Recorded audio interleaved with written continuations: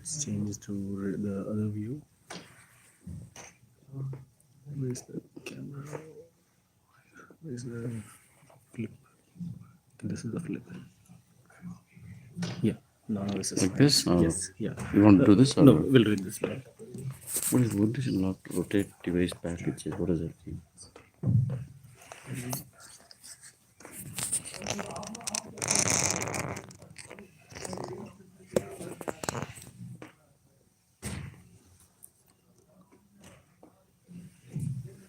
I'll share the link. Okay. We will check that. Yes. So it should give the intro and Yeah. I'm going to share the link. You want to give them the intro, right? You want to give them the intro. Yeah, sure. Should I do that? Yeah. In short, yes. Yeah. So you want to pick it up. Okay, just 1 second. No, you want to go in front and follow introduce them. Yes, please. I'll do this. Okay. 1 second.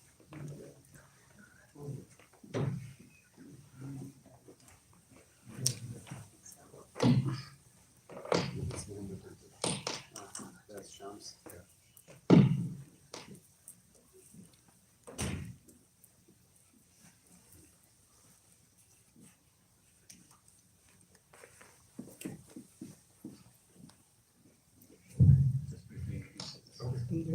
Okay, Assalamualaikum. So inshallah we are about to get started. So we have two special guests today, Brother Ahmad Jihab and Brother Joseph, right? Yes, Brother Joseph from CAIR-Chicago.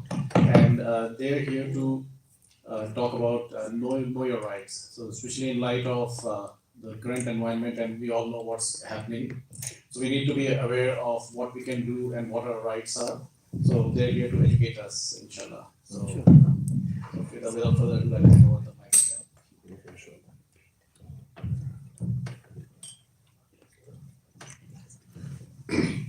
السلام عليكم ورحمة الله وبركاته. وعليكم السلام ورحمة الله وبركاته. بسم الله الرحمن الرحيم والصلاة والسلام على أشرف المرسلين سيدنا وحبيبنا محمد. أما بعد. My dear brothers who are here in this hall, those who are watching, my dear sisters who are watching the live feed and online, I welcome you to this gathering in which we will speak about knowing your rights in light of the challenges that we are facing right now as a community. I wonder if this can... It should be. Go ahead. It does work. Nice. I don't want to make too much sound holding it. Is this better? Yeah. So the context that we're in, I'm going to speak about the general context, some of the challenges, what we're doing about it, how you can support yourself and your community, and then I'm going to turn it over to my colleague, Joseph Milburn, who's a staff attorney at CAIR-Chicago.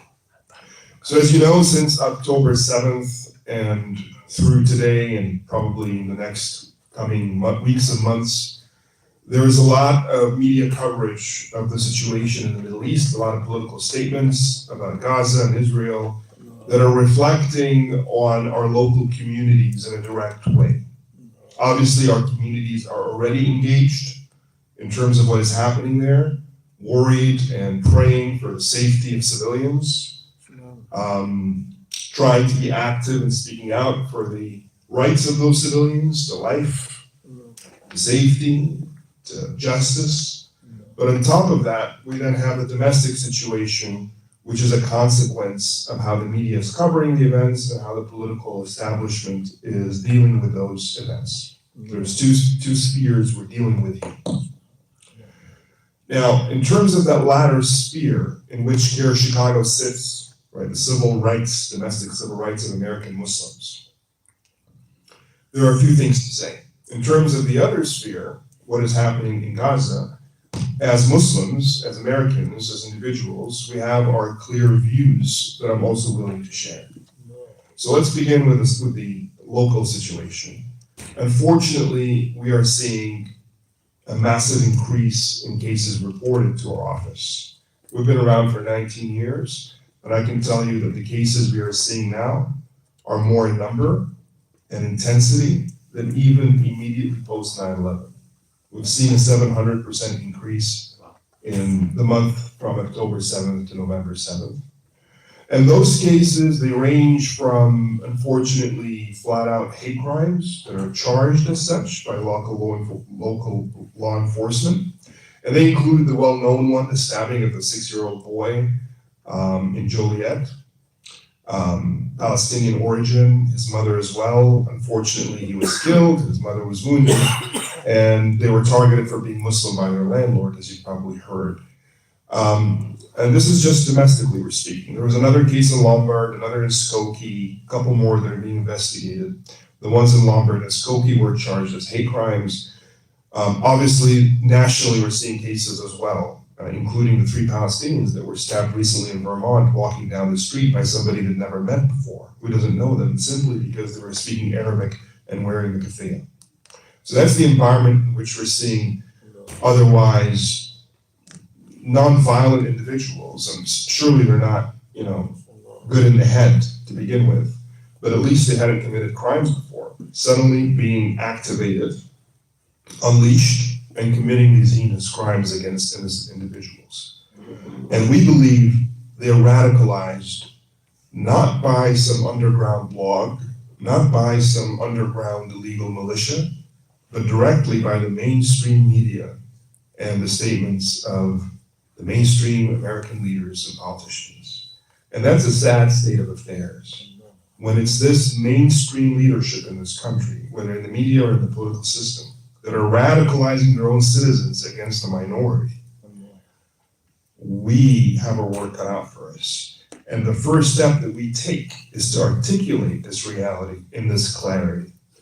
And we don't just do it to you in Masajid. We do it in the media, time and time again, and we do it to politicians time and time again, directly to the 2 spheres that we find problematic. So that's one service that CAIR-Chicago provides regularly.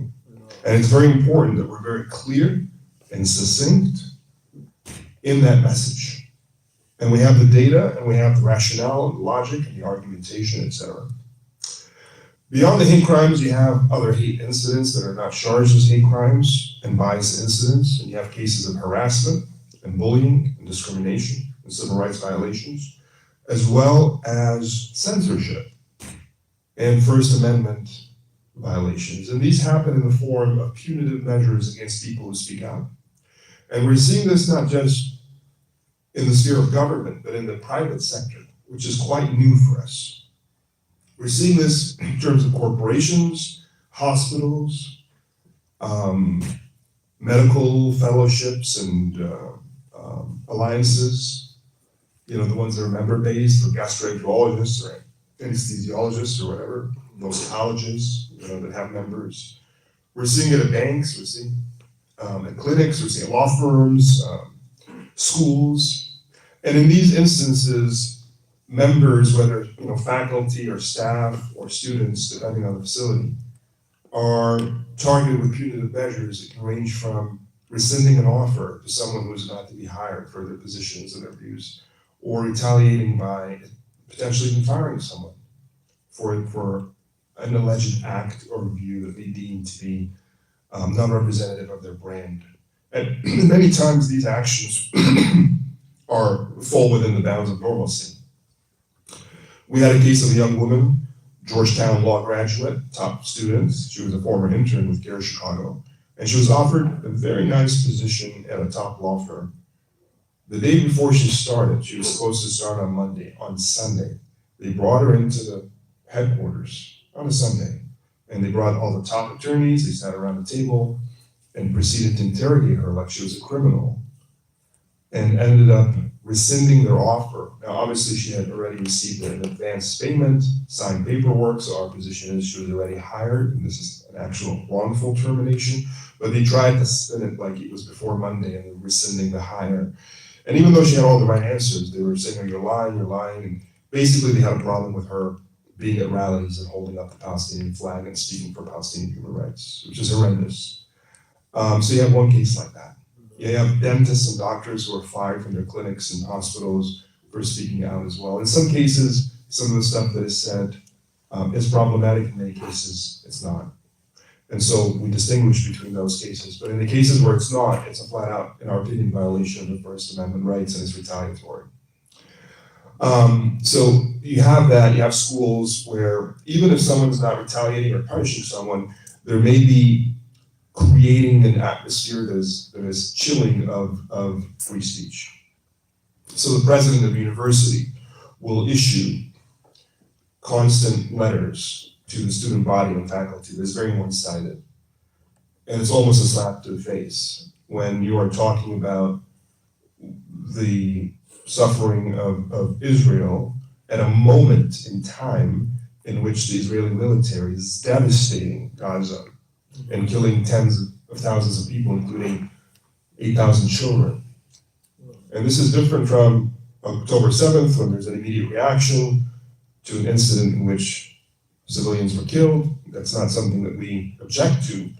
But then 2 weeks later, a month later, when thousands of Palestinians are killed and we don't see a similar empathy and response to the Muslims and Palestinians in that same body of school body or whatever it is, then it becomes a question mark of a double standard. And it's an erasure, a form of erasure. You don't matter, you don't count. At Northwestern University, for example, we've logged dozens of complaints, and there the president created, thank you very much, a task force on anti-Semitism, but nothing on Islamophobia, despite the dozens of complaints from Muslim students. And we're talking about only a handful of Muslim students in the 700 student body. And they feel secluded and they feel targeted, they're doxxed. Doxxed means that their addresses are put out or their faces or their names on social media in order to harass them. A lot of harassment online as a result of people's activism. And so that is a situation that we're trying to deal with. Other universities as well, certain curricula that are taught in universities that are Islamophobic, we're fighting that as well. So there's so much we're working around the clock from morning till night, every day, including weekends. There's no other way. And we have to hire more people to do the work. You know, beyond what I do at CAIR-Chicago, I'm working with a certain fellowship of doctors to write a letter to respond to the letter that came from the board of trustees of that fellowship to push back. And alhamdulillah, we had some success stories where we had them apologize and reissue a statement that acknowledged the Palestinians and the Muslims and provided psychosocial services for them and acknowledged the deaths and the suffering and sent their sympathies and corrected course. So we have some success stories there. We're working on that all the time, and I have to extend myself beyond, this is not a complaint, this is a choice, alhamdulillah for that, beyond the direct work of CAIR-Chicago into other states and other cities to help where we can to push back on all of this, including messaging on billboards. Anybody who's doing anything and they call on us, we're there to help them with strategic messaging, multiple organizations beyond CAIR-Chicago. We're partnering with them pro bono to help with our expertise on that front. Because at the end of the day, we're one community. We're one community with multiple organizations, and we don't see ourselves as anything but a united ummah. And this is a time to be united. Because whatever differences you may think we might have internally, I guarantee you, and take it from an expert, I don't call myself this lightly, but when it comes to Islamophobia, I consider myself a national and international expert, that we are targeted as one.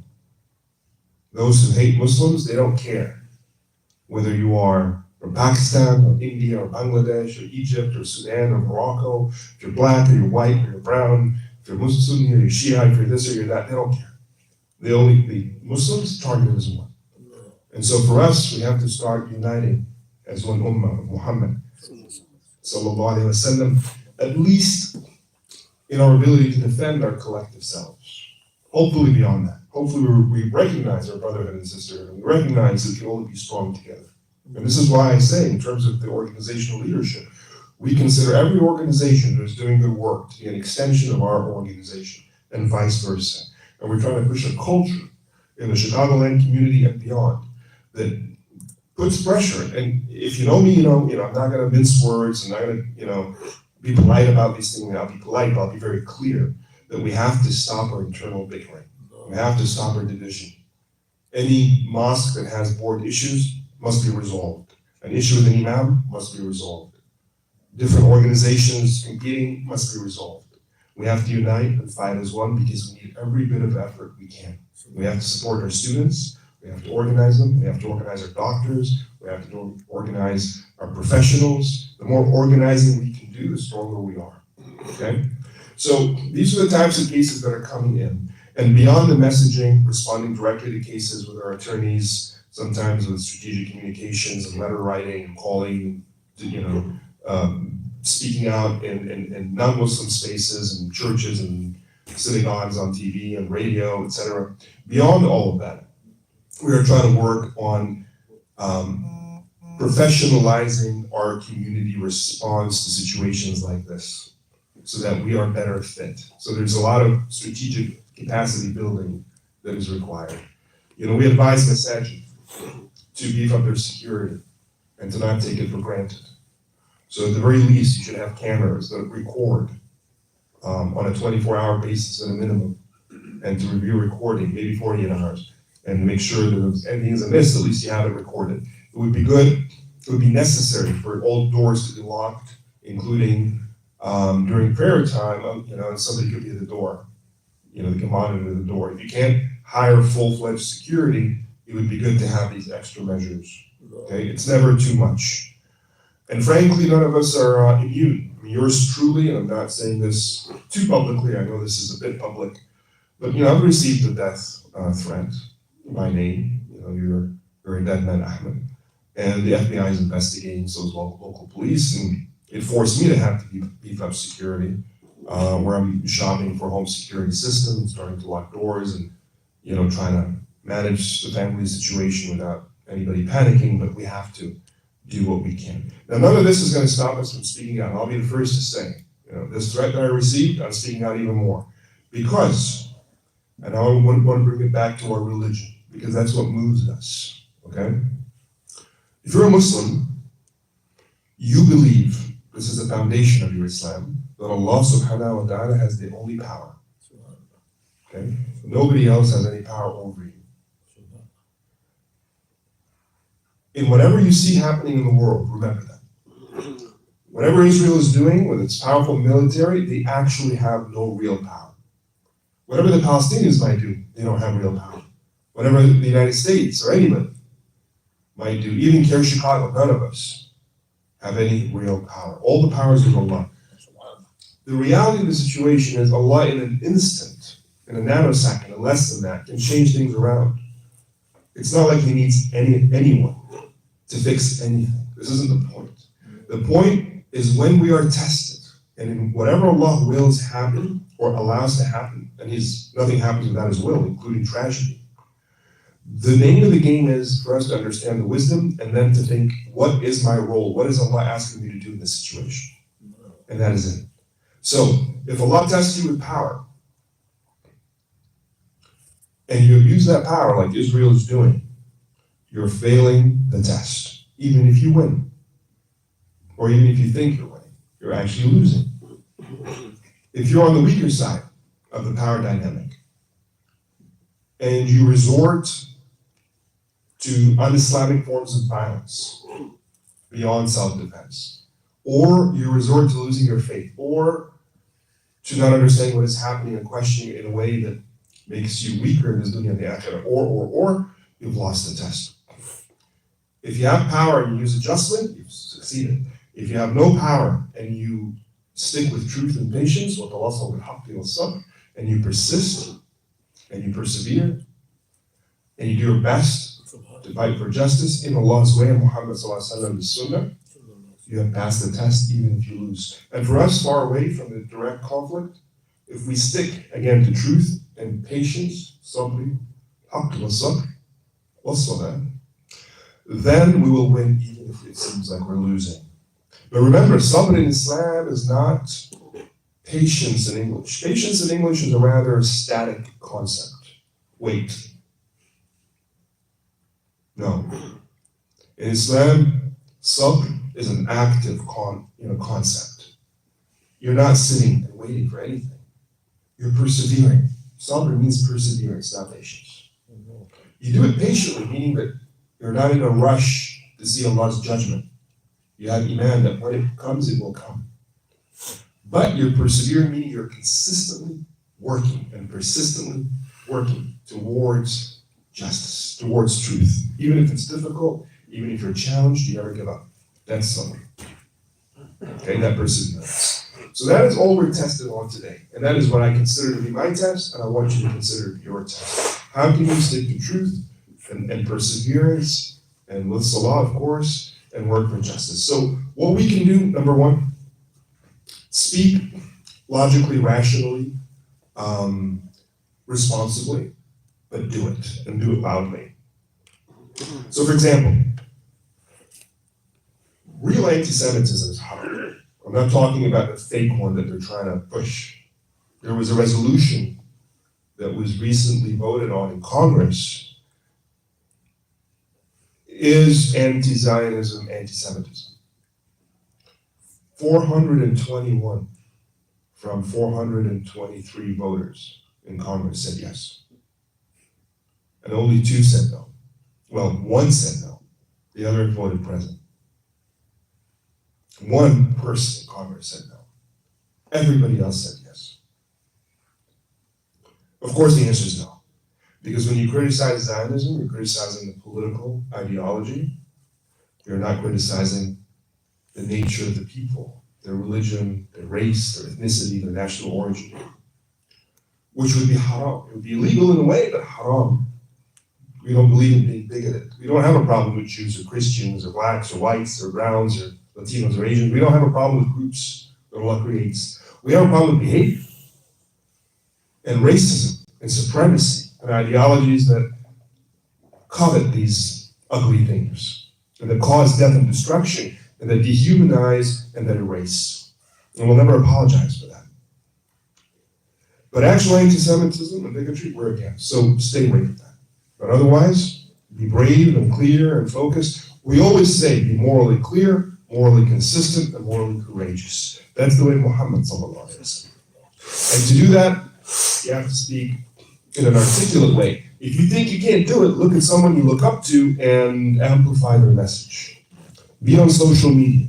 Write a letter to the editor when you read something that is biased and unfair. Call a producer. Always act when you see something you don't like. Rather than shake your head or complain about it on a WhatsApp group, do something about it. Wallahi, if everybody did that, there'll be a difference. And don't wait for other people. Just do your part, because remember, it's not about changing things. Allah can change that without our help. It's about what you do. So once you've done it, promise. You've actually won. You've won in this particular battle. Call your elected official when they say something that they shouldn't be saying, when they're unfair, when they don't say something that they should be saying, like supporting children in Gaza. And once you've done your part, even if you think, oh, this is going nowhere, it's a canned response that I'm getting, it's a typical response, it's a machine, it's a standardized email response, those things add up and they make a difference. And always stand up for yourself. Never cower, never back off. Stand up for yourself. If you feel your rights are being violated, if you feel you're rational, you're fair, you're just, and you're still being hard done by an employer, a neighbor, a police officer, an investigation officer, we'll talk more about these things. Always stand up for yourself, including reporting it to us. We'll help you stand up for yourself. So my dear brothers, at the end of the day, despite the challenges, I have a sense of peace in my heart and a sense of security, because if you have Iman, trust in Allah, there's no room for fear and no room for doubt. There's only room for hard work and perseverance, right? So as Muslims, that's how we should proceed, inshallah. I'm going to take a pause in terms of my comments, turn it over to my colleague, Joseph Milburn, who will talk in more technical detail about how to protect your rights, and then I'll take it back and we'll open it to questions and answers.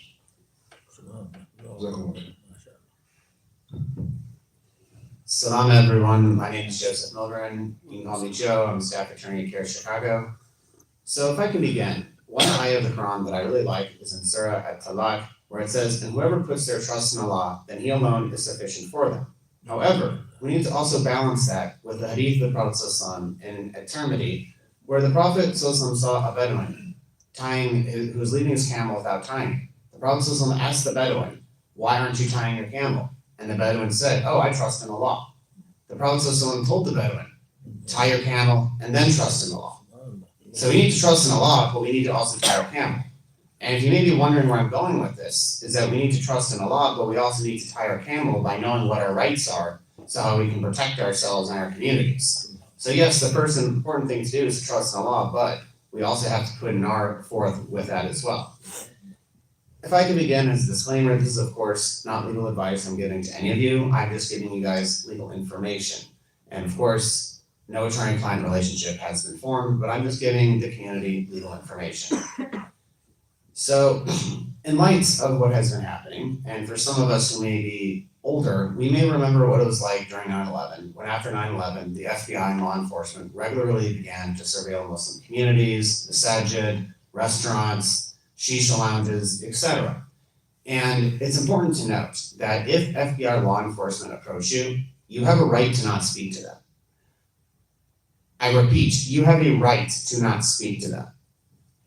And if they say anything further, you need to tell them, I do not wish to speak with you.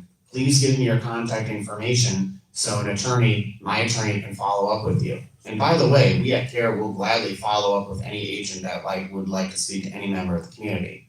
And if the agent is not simply on a fishing expedition, but is genuinely concerned, they would typically be more than willing to speak with us. Because at the end of the day, they have no right you have a right to not speak to them without an attorney, and they cannot transgress that right.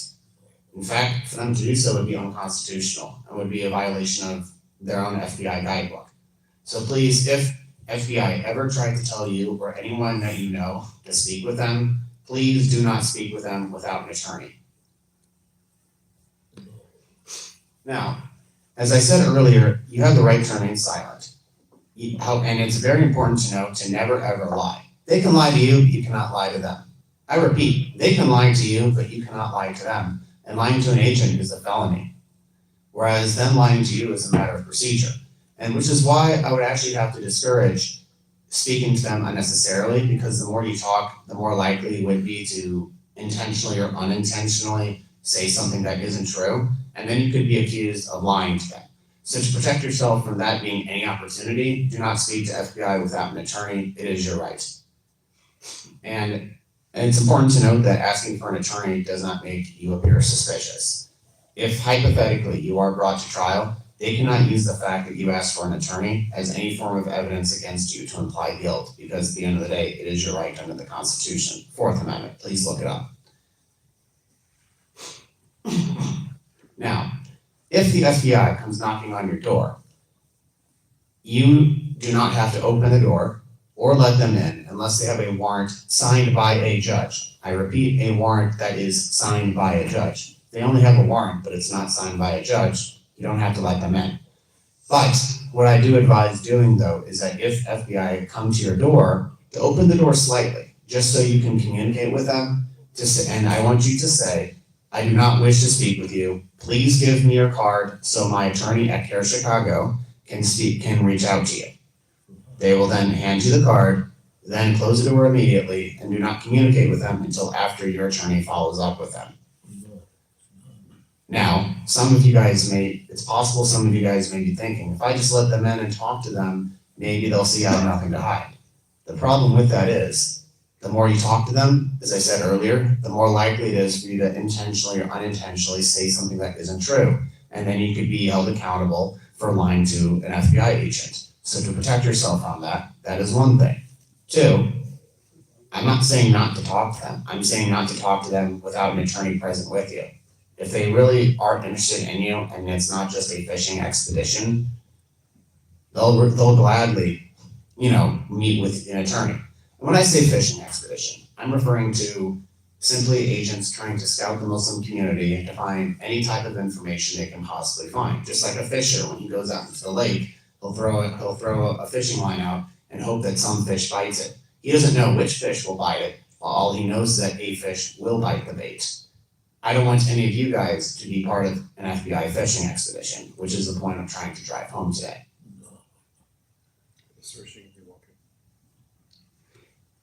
The other point too, why you shouldn't let them in, is that anything they can also see is also in plain view, which means that they can use that as evidence against you.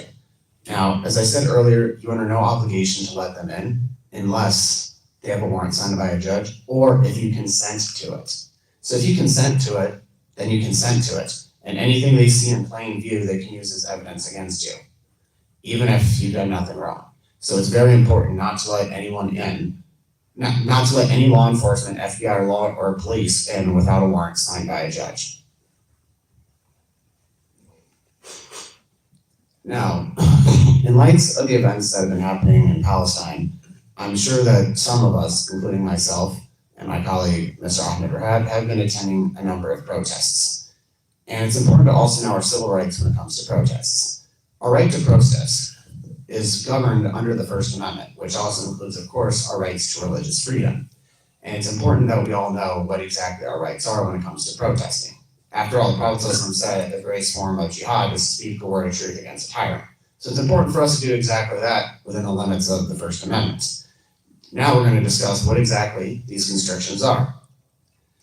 Before you attend a protest, I would advise everyone to write down a number on their shoulder or on their hand or on their wrist. Why?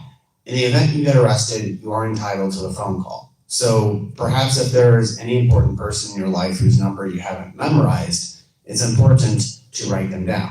As for me, I have my parents' numbers memorized, but not everyone has every person's numbers memorized. I would advise that you write down the number of perhaps your spouse or your child or for some of the younger folks here, a parent, just in case if something happens. That is one important thing to remember.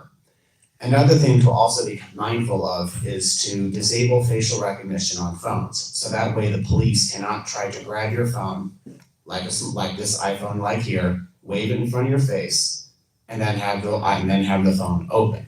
Because there are unfortunately some police officers who do disregard the limits of searches with electronics and would try to bypass that by doing that. So please, before you go to a protest, it's good to be mindful to disable the facial recognition, which would require having to insert your password with your fingers to enter the phone.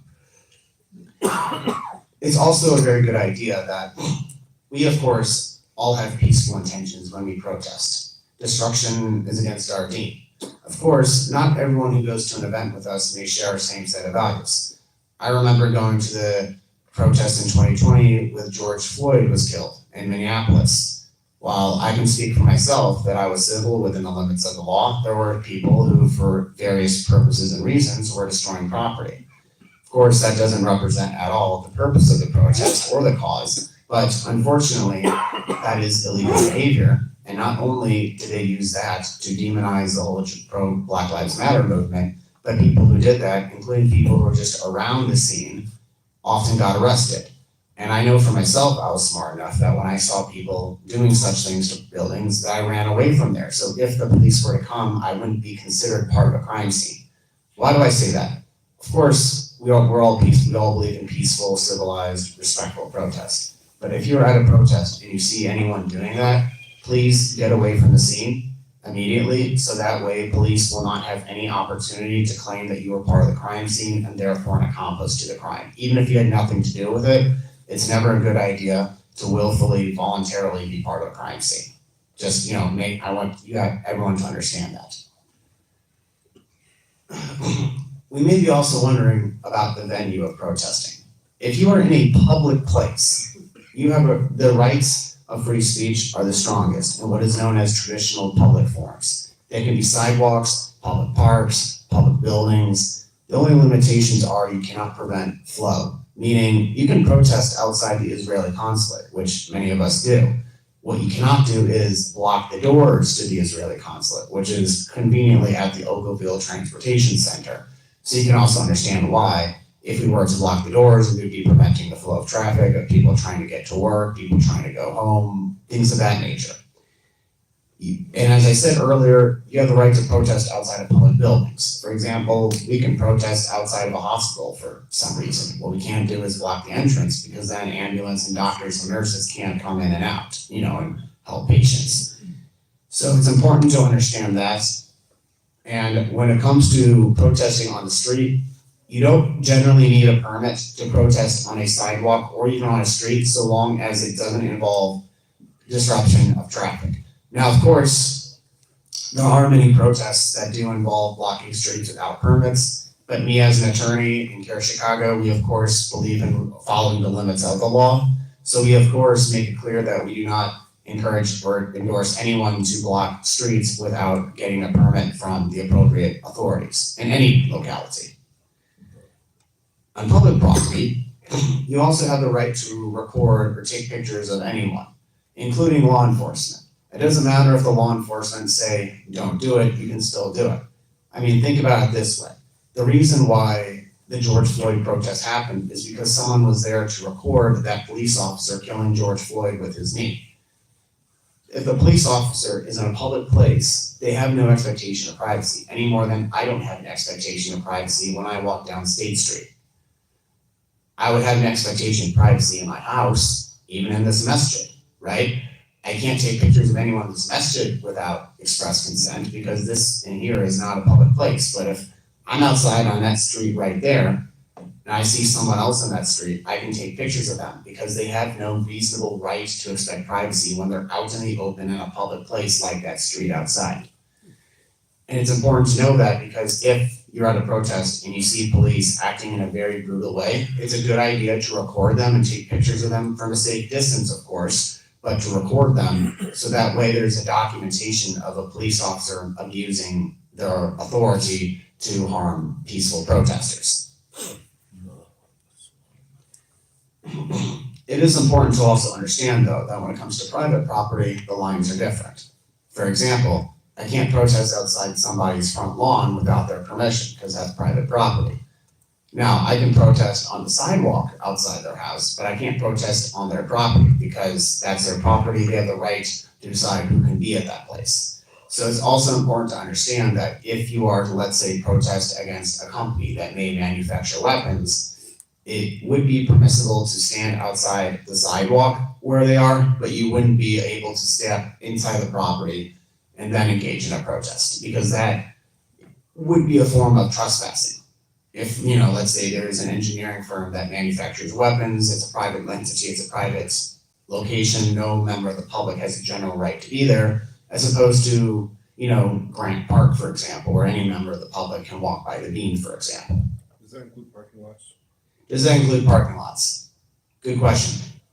Yes, it does include parking lots. If you're in a parking lot, that's a public parking lot. Yes, but if it's a private parking lot, no. Including parking your car there for a protest. Yes, including that. You repeat that because I don't like. I apologize. So yes, if it includes public, if it's a public parking space where like anyone can pay a fee to park there, that is considered to be a public place.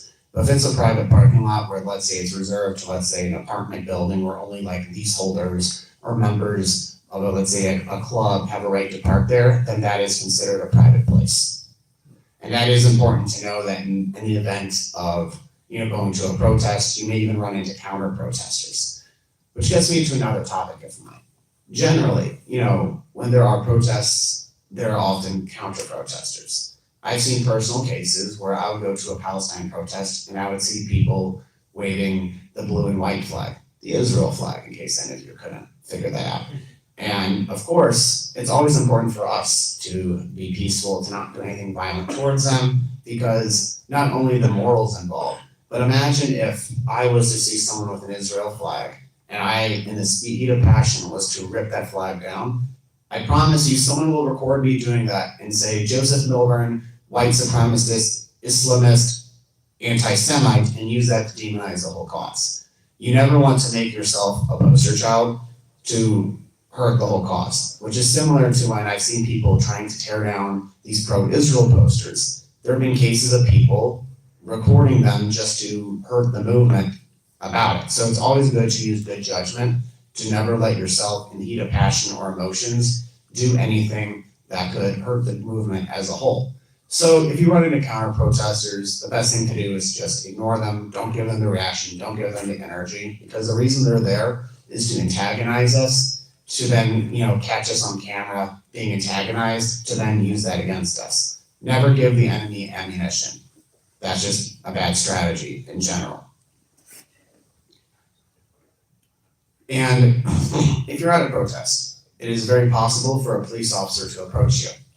If a police officer approaches you, you don't have to speak to them. However, it may be a good idea to answer some basic questions like your name, your age, and perhaps where you live, and to present your ID if you are asked. However, do not ever give false information. Because as I said earlier, lying to law enforcement is a crime. They can lie to you, but you can't lie to them. So please remember that. Now, police officers can search you. For example, they can search my pocket right here. As you can see the bulge in my pocket, there's a phone. If let's say they wanted to make sure this isn't a weapon. But that's not a license to start searching every cranny of my body without probable cause that perhaps I have contraband there. Which, alhamdulillah, we're Muslims, none of us would ever engage in contraband substances, nor would we ever be in possession of them. But just in case, if for some reason you're going to go to a protest, going to a protest with controlled substances is never a good idea anyways because of exactly that risk. Now, what you can do is, if a police officer approaches you, you can ask them a magic question. Am I free to leave? If they say yes, that means you are not under arrest and you can immediately walk away and not talk to them further. If you are under arrest, they will say no, you are not free to leave. But they cannot arrest you unless they have probable cause that you've committed a crime. So just because they talk to you doesn't mean that you're under arrest. They have a right to talk to you, and you have a right not to talk to them back. Just simply ask them, am I free to leave? And if they say yes, then leave immediately.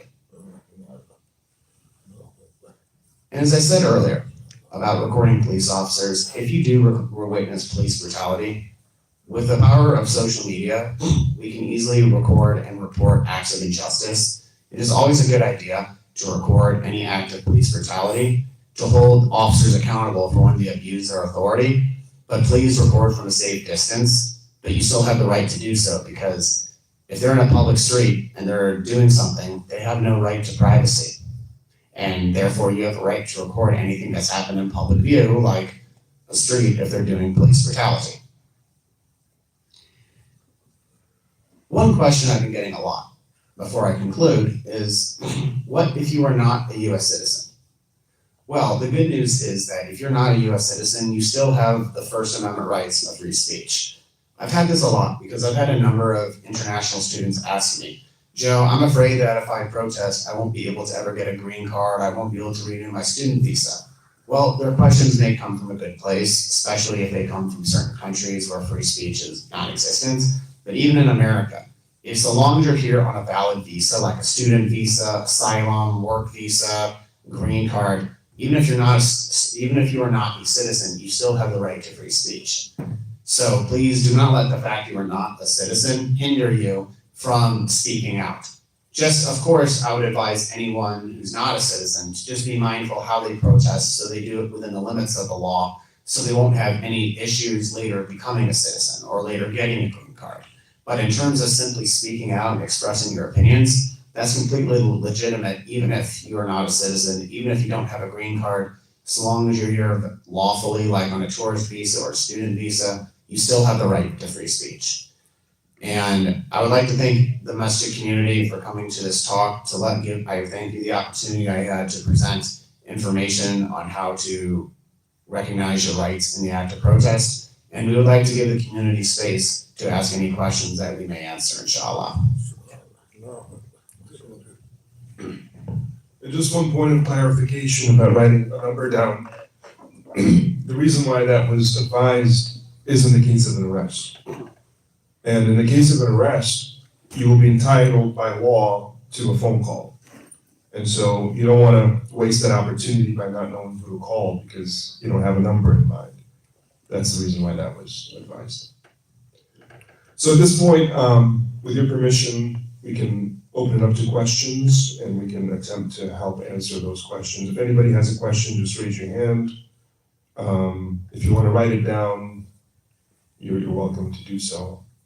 Getting questioned at the airport, like while you're coming back by the Homeland Security. Can you speak up, please? Your question, dear. Getting questioned at the airport by the Homeland Security, and I've instances where like students being asked about their phone and getting their emails and access to the computer.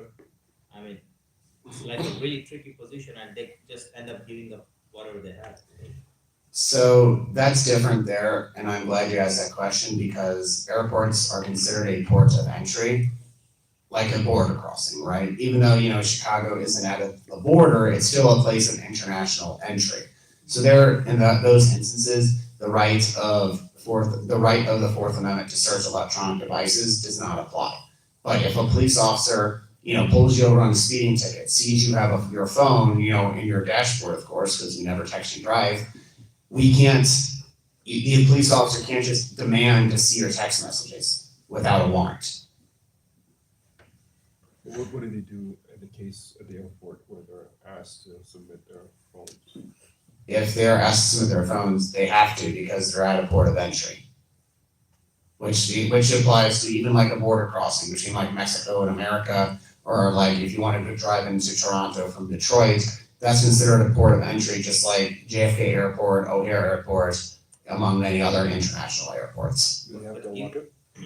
They do have to unlock it because they're at a place that's considered a port of entry, unfortunately. And that doesn't mean that once this is done, that you don't report it to CAIR-Chicago for us to pry in legally and find out what the situation is. Because like anything that is permitted, it can be abused. If it can be used, it can be abused, right? So we want to be able to have an eye and see what the situation is. And we've dealt with cases like this before. Giving access to like emails, computer, like it's permissible or no? As I said earlier, because you're at a port of entry, they have a right to search electronic devices without a warrant, unfortunately. Do they have a right to determine the situation? They have a right, well, the issue with that is that they could have an attorney, they could call, if they manage to call an attorney to speak with the agent, yes. But of course, not everyone has an attorney on speed dial that they can call immediately in that situation. But to answer that question, yes. If you happen to have an attorney, you can call an attorney to speak with a CBP agent. And the good news is we have a service at CAIR-Chicago called TAP US, Travelers Assistance Project US, tapunus.org.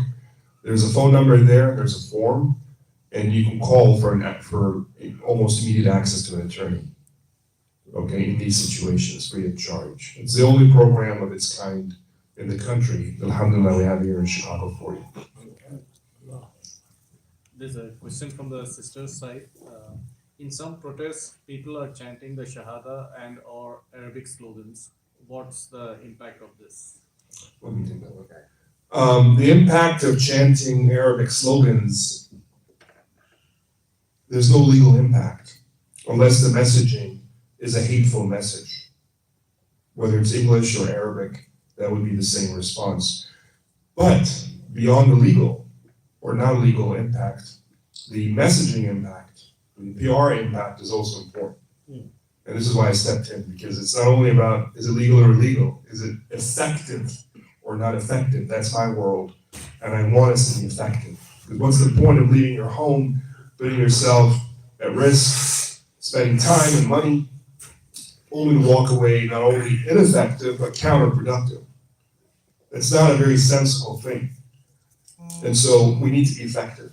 We need to have messaging. I always ask, why am I in the streets? Why are you in the streets? Why are you in the streets? Because you want to get your voice across. To whom? Is it to each other? Well, let's just protest around the masjid or inside the masjid to each other. No, we're trying to get our voice across and our message across to the public, to our fellow Americans. Do they speak Arabic? No. That doesn't make much sense then, does it? Not only that, but even the English slogans that we have, they have to be tailored for the audience. And this isn't compromise, this isn't weakness, and I can't stand it when younger activists, with all due respect, I'm not generalizing, but some, pretend that that is the case. Being effective is strength, not weakness. Being able to tailor a message to reach your audience. If I go on TV, my job is to compel a neutral audience, maybe even an opposing audience, to my message. That is my task. It isn't to preach to the choir. It isn't to say something to you that you already know, to this community here. So I have to know my audience, I have to be able to address my audience without changing the truth and without compromising on my values and beliefs.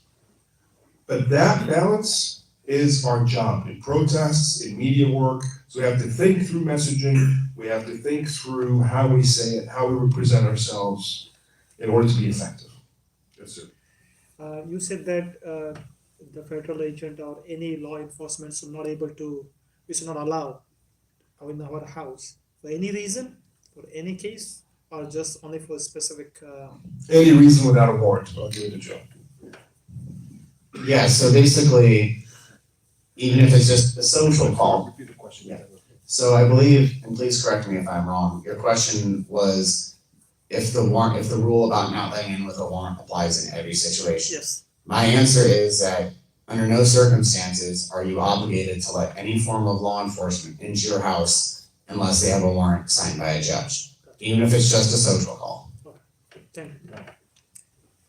Okay, going back to the port of entry, let's say I'm carrying a phone and I'm subject to, and I have WhatsApp downloaded, I get a whole bunch of messages, all kinds of videos and stuff that I've never even viewed or opened. And those can be prone very easily to be interpreted as anti-Semitic, anti-American, whatever. So is the burden of proof then on me to prove my innocence? I didn't, those messages and videos didn't come to me at my behest. Someone just sent them to me. And if I delete them, I guess they have a way of retracting those or whatever. And I'm not gonna sit there and delete 5,000. So as someone who's in way too many WhatsApp groups myself, I feel your pain.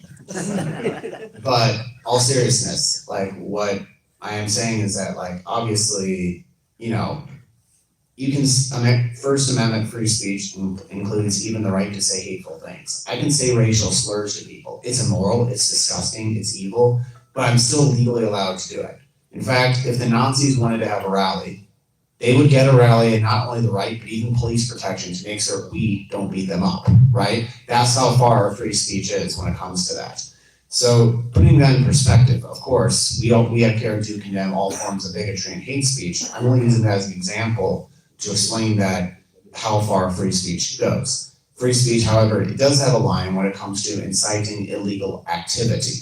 So you can say a racial slur to someone. What you can't do is, light up a cross in front of an African American person's house, because then you're inciting violence, if that makes sense. Now, as for the messages you got, or would get in your hypothetical example, I'm not speaking about any exact incidents, it's not a crime, right? You didn't do anything illegal simply by being a recipient of messages in the first place, right? So you're not responsible for things people send to you in the first place. So unless you are the one encouraging criminal activity, you're not responsible for any actions that other people do. But it looks like there's a different set of rules that, or at least I have a feeling that apply to Muslims, because Barnes and Noble is full of books that are, I would consider them as being anti-Semitic. They can say things, same thing with videos and whatnot, But if we can't say things that these guys can say just because we are Muslims. I have a feeling, and in real life, I don't know. I haven't subjected myself to being tested, but that's how I feel. Let me address that, because if that is true, that is why we exist. To fight against double standards and discrimination. What you're talking about is discrimination. This works here, but doesn't work here. But when it comes to messages that you receive or even send, okay, even if they are, in your opinion and judgment, not the type that a law enforcement person might agree with, or members of the public, yes? For the benefit of the others, could you just repeat the question that? Yeah, the question, it's the same question. We're talking about receiving stuff on your phone. Let's say it's a position that is pro-Palestine, or even anti-Israel, or even anti, American government. I mean, the most so-called patriotic Americans, criticize the American government all day long in very harsh terms. Well, let's say it's any of those things. It's a political opinion, okay? That's not illegal, and that's not a crime. And you should never feel like it is, or worry that it is. And if someone uses it against you, that's where we step in to protect you, because that's unconstitutional and unlawful.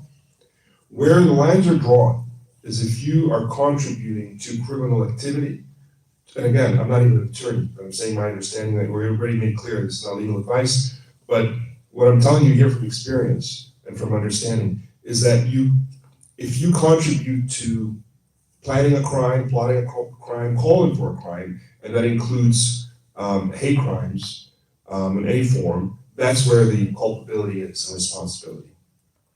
But even if you express support for an entity that is considered counter to what the mainstream of this country might support, or even law enforcement.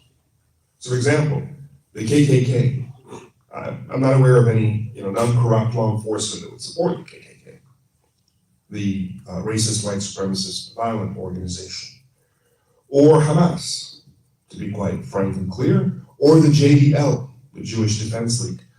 The latter two of which both are designated as terrorist organizations. Probably everybody knows Hamas is.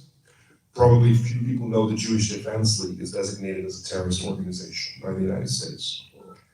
There are individuals who may express sympathy or empathy or even support in terms of the thought process that goes into these organizations. And that's one thing, and giving material support is another, where you're actively involved in working with these organizations to empower them, to support them, to serve them, to be served by them, to be empowered by them. That latter space is material support, it's illegal. That former space of just an opinion is protected. And that's a very important distinction. Now, it's not to say that now it's fair game and we advise everyone to support organizations that are designated as terrorist organizations, because if you leave it there, it's okay. I wouldn't advise that personally.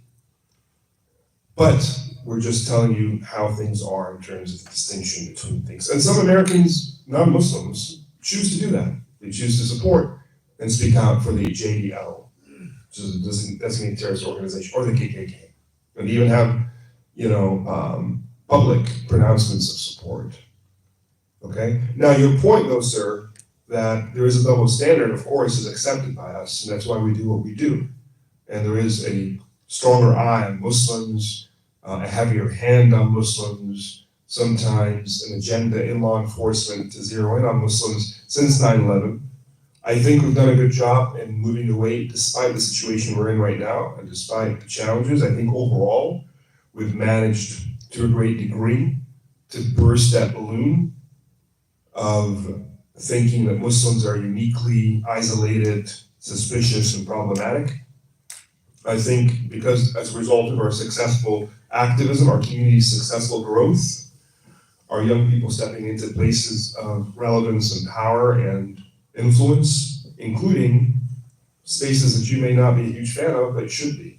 The arts, culture, journalism, comedy, directing, movies, those types of things. They're very important spaces because the more tables you're at, the more Muslims in a back end room of a news station, not even just on TV, but in the producers section, in terms of the editor room, the space of the editors at magazines and newspapers. The more Muslims there, the harder it is for someone to caricature us and to project us in that same cartoonish way that was so easy in 2001 and 2002.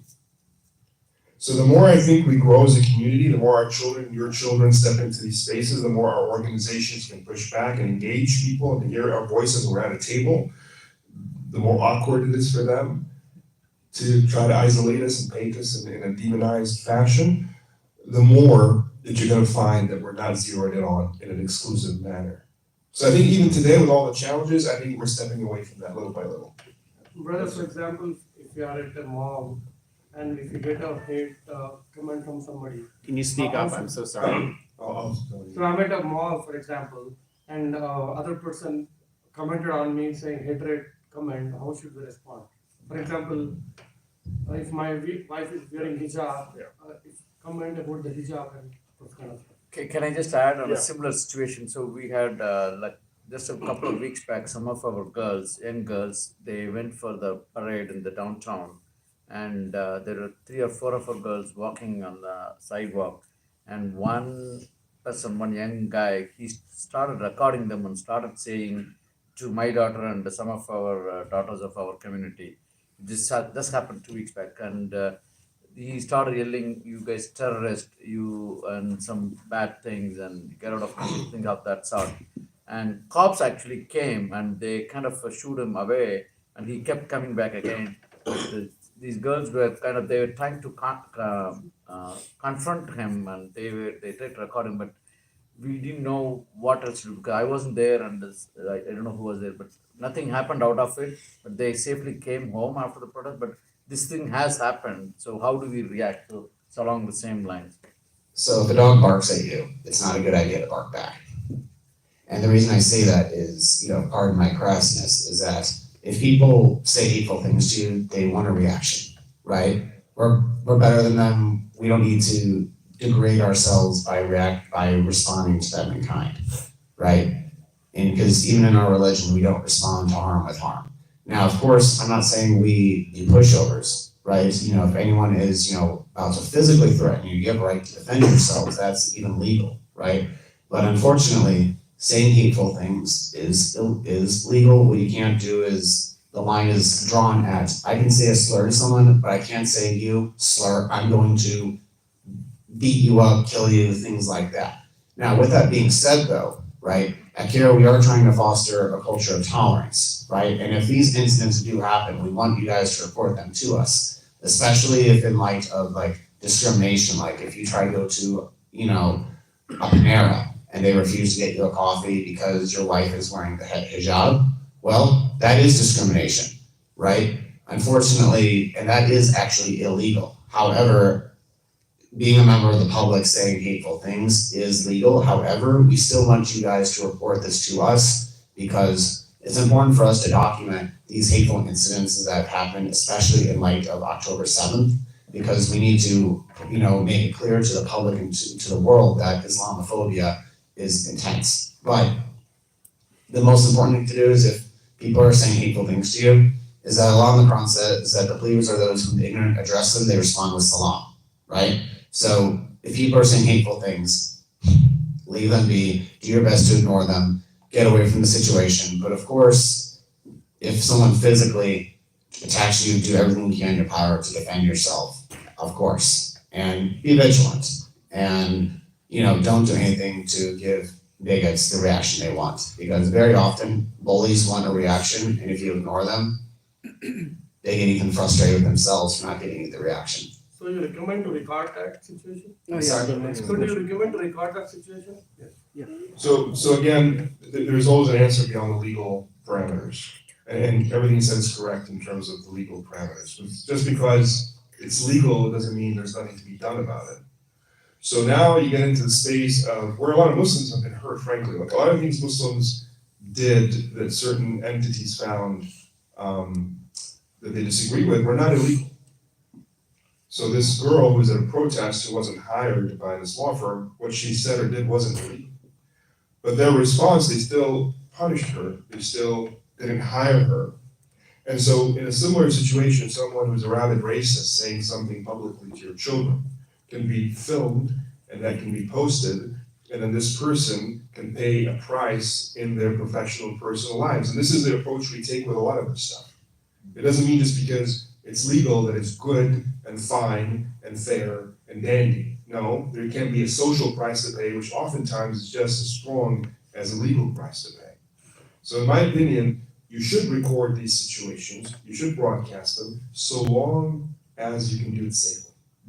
You never want to put yourself at risk. The first question is, where is my safety? Is it there? Great. If it's not, don't do it. And then you can proceed to either post it or share it with a professional entity, and they can post it for you, and we can get some traction there. Because the idea is to push back on this behavior and to mark it as a behavior which you pay a price. But it's not anything goes, water under a bridge, just because it's not legally, punishable. You had a question? Yeah, so basically, going back to reiterating what you said, going in the store and asking for whatever the service, and for that reason, the guy doesn't wanna, can you record that person inside, because it's not a public place? Can you Yes. do- Okay. Because if you go to a Panera, it's a public place because any member of the public. So the question was, and please correct me, is if someone goes to a public restaurant like Panera Bread and they refuse to serve you because of your religion, can you record their refusal? Yes, because the Panera is a public place, anyone has a right to come in there, buy a coffee, buy a donuts, pastry or whatever. Like, it's a public place still, it's a restaurant. So yes, absolutely, if that happens, you should record it, because that actually is illegal. And we've done this many times at CAIR-Chicago, where we could write a letter to Panera headquarters saying, at this location, this employee refused to give this customer his iced mocha latte, whatever flavor coffee you guys like, and we could attach a video with it so the headquarters and the manager know what happened, and then they can take appropriate action. So yes, please, absolutely, if God forbid that happens to you, please record it, but as Ahmed said, safely. Right. One question came from the sister side. I think it's also like partly my question also. So one strong reaction that the Muslim community here is having regarding this incident, the October 7 and all the aftermath, is because directly our tax dollars are being sent there, essentially to harm other Muslims. Yeah. So the question is like, how do we show displeasure to the candidates in the upcoming elections, or basically people who hold the people of power? So The question is, a lot of the disgruntlement with what's happening is also in part because we're actually contributing to it with our tax dollars directly. That's the point I always make in the media, is that when they say, or even to the Jewish community, when I have leaders who tell me, there wasn't as much reaction or protests for Syria or Bosnia or Chechnya or Kashmir or Rohingya or Uyghurs, or it's like, oh, do you really care about those issues now? Because if you do, that's very nice, but that's not really the point, right? It's a whataboutism. The first thing I say is, first of all, it's not true that there wasn't a reaction to those things in the Muslim community. There absolutely was. It is true that probably the protests are not at the same level of Palestine. And the reason for that is simply because out of all of these instances, this is the one instance in which our country that we live in and are citizens of is a direct contributor to perpetrating violence. Okay, we're giving tax dollars, we're giving weapons, we're giving moral and logistical support to what ends up being mass massacres of innocent civilians. In none of the other cases is this the case. That's a very important distinction. So I do agree with the sister in highlighting that as a distinction. How do you deal with it? You continue to make that point. You continue to make it to your elected officials. You continue to make it on social media. It's all about narrative building. And there's been a narrative that they've tried to build very, very, very consistently and with all their energy, that Palestine equals Hamas. So if you support Palestine, you support Hamas. There's no other way for you.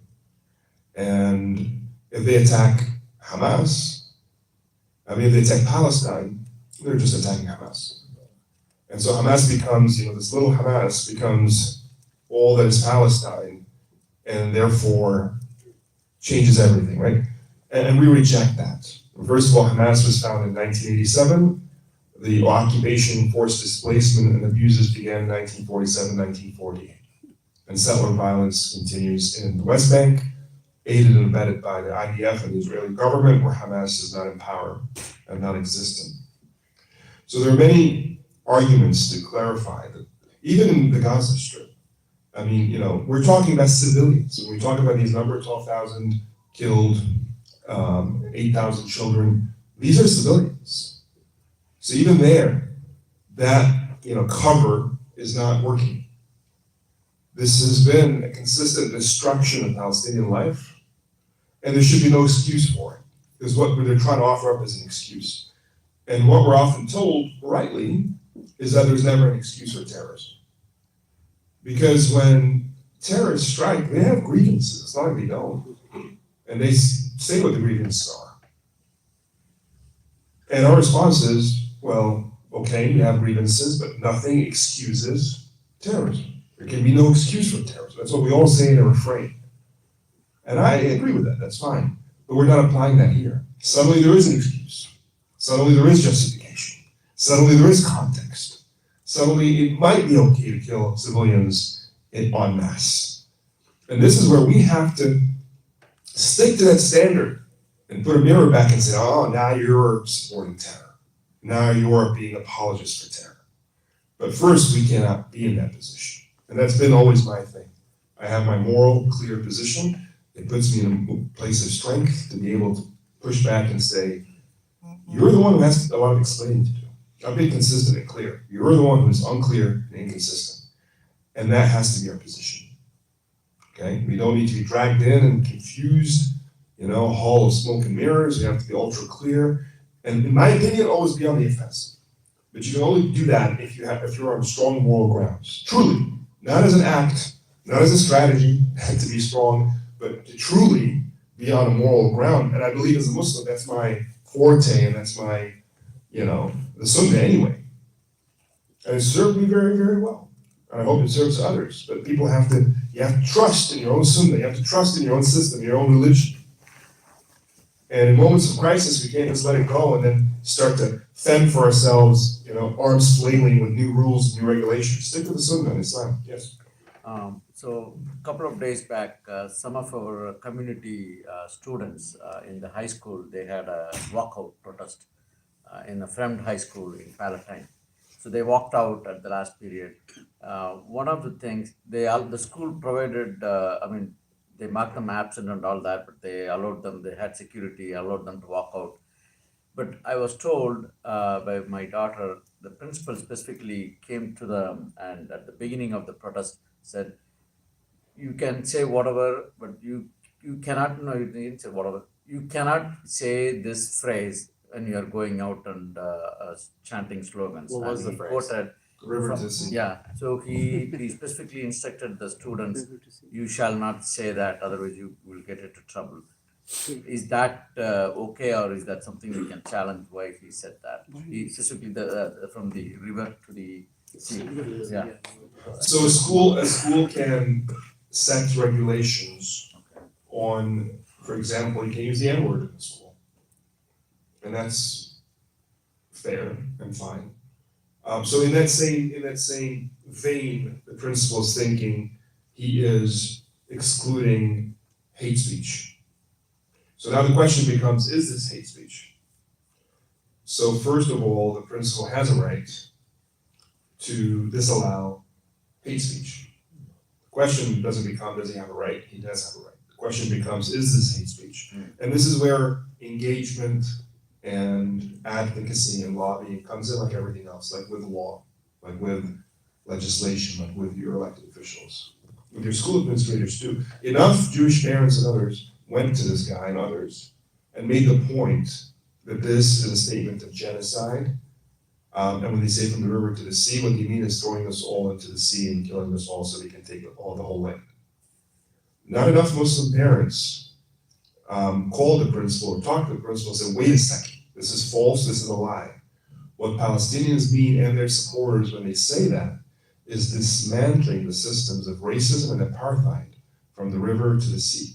So whether it is in the West Bank, occupation and settler violence, in Israel proper, second and third rate citizenship, where there's apartheid, and in Gaza, siege and air raids that kill and murder tens of thousands. In each of those spaces, injustice plays out in different ways. In all of them, these are systems of injustice, supremacy, and racism. Dismantling those systems is what we're talking about when we say freedom. It has nothing to do with a call for genocide and nothing to do with harming anybody, let alone Jews or a particular group. So that becomes an argument of information. This is where that space is. And this is where we lose a lot of times. This is where we've been losing in the West for so long. And this is why we do what we do. And you gotta do what you gotta do, you gotta step it up too. So parents, the simple answer, there's no simple answer unfortunately, but the direct answer is you have to engage. And don't wait for crisis.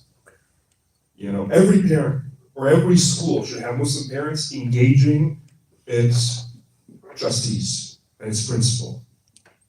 And every university should have parents who are engaging its provost and its deans and its presidents, where your children attend, of course, and teachers. And so when you have that ongoing relationship, you can tap into it and have the trust building. Don't come as strangers, but as familiar faces and say, look, genuinely, I want to tell you this is wrong, and here's the alternative view, and you should not take a side in this matter on an issue that is so debated and is really a new talking point for the other side. I mean, they never said this last year. This is a new talking point, right? Very good. Okay, thank you. I think that's very good. So we should probably follow up and do something. That's So I mean, Jazakallah khair. I mean, really appreciate your vast experience and what you have, the input and the feedback that you have given for our questions. But I wanted to understand the CAIR-Chicago and all the care that has been doing post 9/11 until now, how you guys are surviving without our help. I mean, I'm look at around us, right? Yeah. The masajid are not closed enough. The Muslims are not united. I just want to know how you guys are surviving, or how we can do. That's a very, very kind question of you. It's been difficult, I have to admit to you. It's been very difficult. There have been nights and days and years in which we're kind of like a van in the wilderness type of situation. But we've survived, quite frankly, when you're sincere, and we said to each other and ourselves, I remember saying this to myself when I was the only employee with someone else, we have to be sincere to Allah. If we're sincere to Allah, Allah will always find a way. And CAIR-Chicago has always found a way. Even when the doors get blocked, magic happens, not magic, barakah, and doors open and things work out. That's number one. So Allah subhanahu wa ta'ala repays, I trust and I believe sincerity, I think and hope we're sincere. But number two is there have been members of our communities and masajid that have always been aware and have always stood up and supported. And as a result of these, sometimes few, but powerful men and women, just like the old days of Islam, there's always this, leadership of people sometimes from behind, unknown. A lot of them are known, not famous people, who are consistently support, who've survived because of them. I'm thinking of one doctor in particular, but there are many others like him, who said, I will take food out of my kids' mouths to ensure that you get this monthly payment every year that I can make money. And I'll never let you shut your doors. And whenever we get to a point where we're about to close and our hearts are clenching, I think of this guy, I'm like, if he can do that, I will fight some more. I want to be like him. I'm not the hero. He's the hero. And people don't know his name. No. And there are many like him. And there are masajid that stand with us. And your message, I have to give you credit. You stood up this year, mashallah, and you helped, you stepped up beyond what we asked. ISNS, so the leadership of this masjid, I hope this partnership continues, because this isn't, I don't want to have to convince you, I don't want to have to put my hand out. I want to put my hand on the microphone, on a pen. I don't want to put it out to the community. I want my hands full. So you got to kind of like get behind us and blow in these sails so the boat goes and we work together. Hopefully if masajid and communities are convinced of the importance of this work, there's not many people doing it and doing it well. Then we will have more funding and more support to keep hiring and growing and making more impact. And we're dedicated, and we're going to do the most we can. $1 will go 10 times, not one time, because we basically, alhamdulillah, because we're believers and because we work for the community. It's not a job, it's a career. This was a job I would have quit 15 years ago. It doesn't pay as well as what I can get with my talents, same with my colleagues, by the way. And there's so much stress, there's so much pressures, but we're here because it's not a job. It's a cause, and there are not many people who are willing to not, we have children, we have family. I haven't saved a penny for any of my 3 children for the colleges. Inshallah, Allah will provide. We make choices, and I hope our community can make choices, and they don't have to make as large a sacrifice in terms, but if they make a commitment, that will make people who are dedicated be able at least to be as effective as possible. So thank you for that opportunity to talk about that. Jazakallah khair, brother. One thing I want to share for the community doesn't know. our masjid did receive a hate message on our voicemail. Many of the committee don't know. We sent that to CAIR, and immediately their CAIR attorney followed up, and we were able to take some steps and following up with the RMPD. So Jazakallah khair for that. Anytime, we're partners, inshallah. Our community doesn't know that, so we want them to. Hopefully that'll be the first and last time. Okay. One quick question. Just like you were talking about the principal, he limited to kind of like not to say the phrase or something like that. Same thing with the school policy. For humanity purpose, if they want to show the solidarity, for the humans, right? This is not just a religion, because when you're putting the brown skin, it's a different story, right? When you're putting as a human, this is not like this thing is going on for 70 years, right? And now it's like everything is crunched out. Even the international laws, UN and everything couldn't do anything. So This for is- humanitarian part of it, where does it, like The humanity part. Again, what good is an amazing product in the hand of a poor marketer? And that is the story of Islam and Muslims, let alone Gaza and Palestine. We have an amazing thing in Islam. And at least now, we're not doing the job of it. And others who have a really poor thing, that's lacking, they've done a really good job of marketing and they've gone further. So we'll be asked about this. And once upon a time when other generations of Muslims were up to the challenge, Islam was in a different place and Muslims were in a different place. I think we here in America, as Muslims in America, we are in a different place and we're getting to a different place. But I'm talking about the Ummah in general, unfortunately, we're not in a very good place. And a lot of us are not marketing the truth. The truth should be self-marketing. We even sometimes limit it. So my answer to your question is, the human rights component is a key component of this, but it's down to us to make that point. It's down to us to articulate that. It's down to us to send that message. I can go to a rally and wave a flag. Most people don't know what these colors are for. And I can say from the river to the sea, and most people don't know what that means. And I can say, hey, hey, ho, ho, this and that. And they say, okay, well, this is whatever group. Or I can get a message through that. I'm not putting down anybody who does anything. It's just my own opinion about the importance of effective communication. If we can perhaps have, candles at night, have a lot of people stand in silence, and people see a beautiful view and say, what is this about? And we have signs that talk about children or something like that. We pass pamphlets. That might be a different way of doing it. White balloons, a beautiful chant that captures the attention from windows, doors, right? That touches people's hearts. It's up to us to market. The truth itself is not sufficient. How many truth tellers, how many truth holders have suffered and lost? You have to be smart and strong as well as truthful.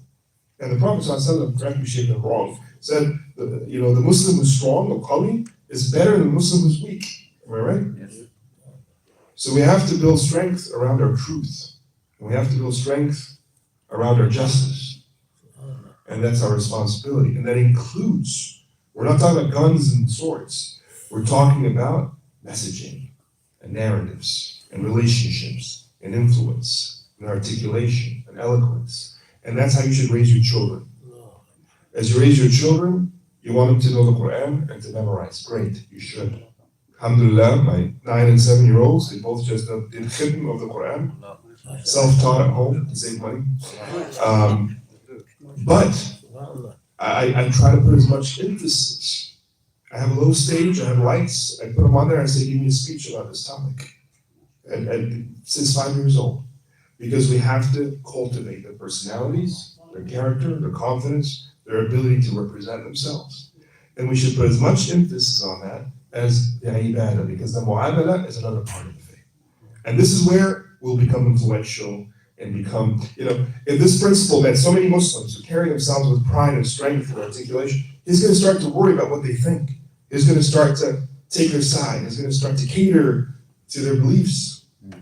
That's how the world works, period. You do the same thing. Influential people, you worry about the more the non-influential people in your lives. I guarantee it. It's human nature. So play into human nature. Yes. Brother, does CAIR-Chicago have immigration attorneys also? As a what? Immigration attorneys. Immigration. I'm sorry. Yes, we do. We do have an immigration resource center, and Joe and others are in there. It's like I'm like, yeah. All right. We have 5 minutes left. We want to conclude at 9:30 to respect people's time. So, are there any lurching questions, including from sisters who can text? Brother Ahmed, Yes. let me ask you this. MashaAllah, you got a nice family, but kids, and now the newborn babies and all stuff. I was just thinking, down 5 years before it was different, right?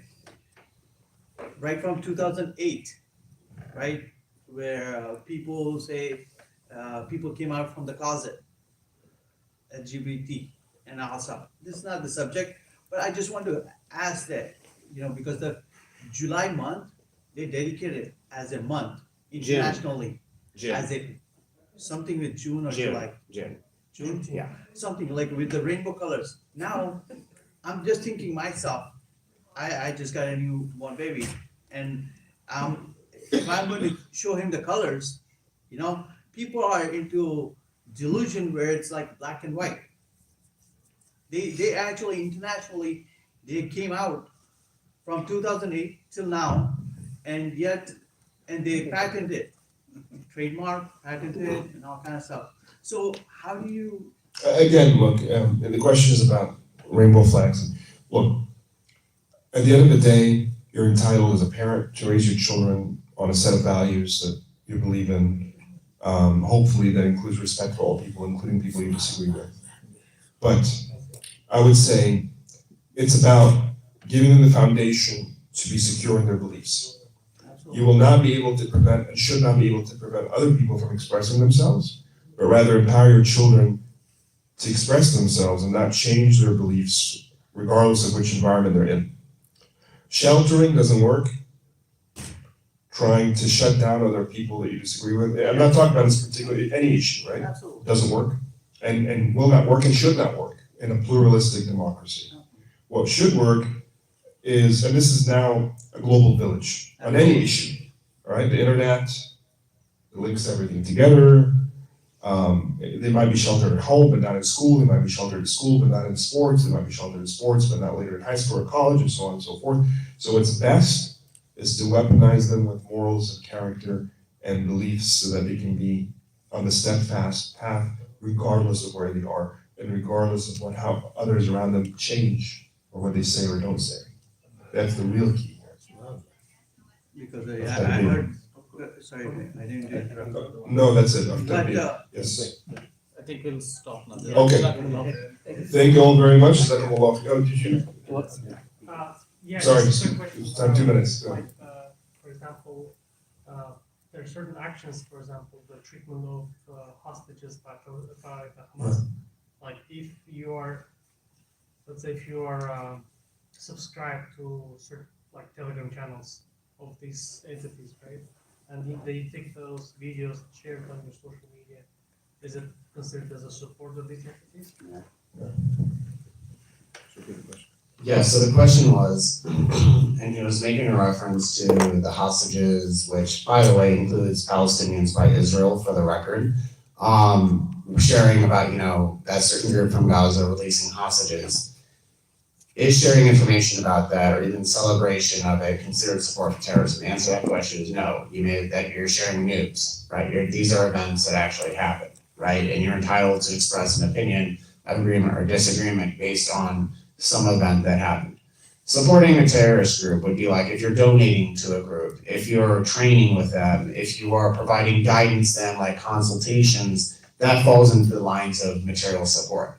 Simply having opinions in your head is not material support, which therefore that is not illegal. Now, as I said, as he has brought before, that not everything that's legal is necessarily wise. I would still say it'd be good judgment to be cognizant about what you share on your social media, because even if you don't have legal consequences, perhaps you may have social or professional consequences. And that would be up to you, everybody, to use good judgment into what is best to share on social media But if your question is strictly about what is legal and what is not legal, the answer is no, it is not illegal, it is legal. So nothing left to say except thank you very much and free Palestine. Don't ever shy away from saying that. We'll say very loudly, Jazakallah khair, assalamu alaikum wa rahmatullahi wa barakatuh. Free Palestine.